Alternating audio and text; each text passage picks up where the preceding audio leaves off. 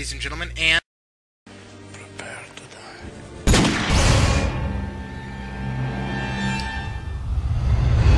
Hello everybody, my name is Prepare to Die 327, and today we are going to be reviewing Duke Nukem. Yeah, you know that game that was supposed to come out about a decade ago? Anyway, I'm pretty sure you don't recognize this trailer. I'll give you a guess of what it was for. No, maybe that's not it. Oh, there you go. Duke Nukem Forever. Yeah, it's been a while, hasn't it? Yeah, look at those awesome graphics of the past. Now, you'd think that after about a decade, that a game would be amazing of this sort, right? Well, we'll just have to see about that. Anyway, they've kept some things, like, for instance, you shoot somebody enough, they're gonna explode. But most of this game is completely different from what they were showing in that trailer. Anyway. Ooh.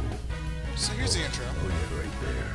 Oh yeah. That was fun. Was it good for you, baby? What about the game, Duke? Was it any good? Yeah, but after 12 fucking years, it should be. Unfortunately, Duke, after 12 fucking years, it hasn't. Long loading screens, many things wrong with this game. Unfortunately, for someone that was actually excited for it, it's disappointing. So here we go on the very first level, which is actually really detailed and oriented. You can see where they actually put all the work in, and if this game was entirely like the beginning section, I'd probably be giving it a higher grade than I'm going to. Anyway, the President of the United States in this point in time wants to make peace with the aliens, so he directly tells Duke not to piss them off. Don't fight them! Be a good little boy, Duke. Well, as we all know, our favorite hero can't help getting himself into trouble. And unfortunately, things happen, and the aliens end up attacking his place. Yeah, so there you go. You see them busting down the doors, everything else. It's good stuff. So, as you can tell, the aliens aren't exactly friendly to our hero. Which you'd expect, really. Let's try and make peace with the aliens that have just, attacked us every other goddamn day and stolen our women. Yeah, it's a good idea. Anyway. So, there's some really good humor in this game, still. I mean, it is Duke Nukem after all. If it wasn't funny, it wouldn't be exactly Duke. But, unfortunately, this game doesn't seem a lot of Duke. You seem to feel a lot different. Like, first of all, here you go. Here's a moment. Duke has a shield, which is sort of weird.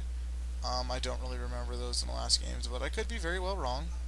But it's called his ego, which you basically use, and I'm assuming it's more or less... Looks like you're fucked. It also has global. Duke, it was our first time. I mean, with an alien. Duke, we'll get the weight off in like a week, we swear. Yeah. And in these sections, also, you can turn mini. So we all remember the minigun that was advertised in that first trailer. And you get shrunk a lot, and there's a lot of platforming, which is weird for a Duke Nukem game, along with a lot of driving sequences. It's less about the first-person shooter and more about the platforming parts, which is really weird. Multiplayer is not as good as it either.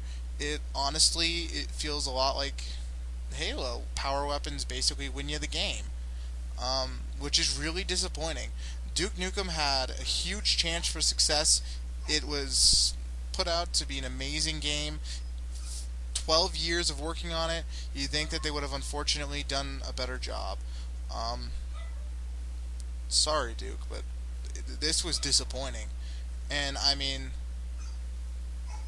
given it still has some good mechanics, it's still rather entertaining. The humor's still funny. It's dirty and naughty, however you want to put it. There's some pretty fucked up shit in the game, but I mean, it's still Duke, but it just isn't as good as what it was lived up to be. So, Duke Nukem Forever gets a good old 7 out of 10. Sorry, Duke.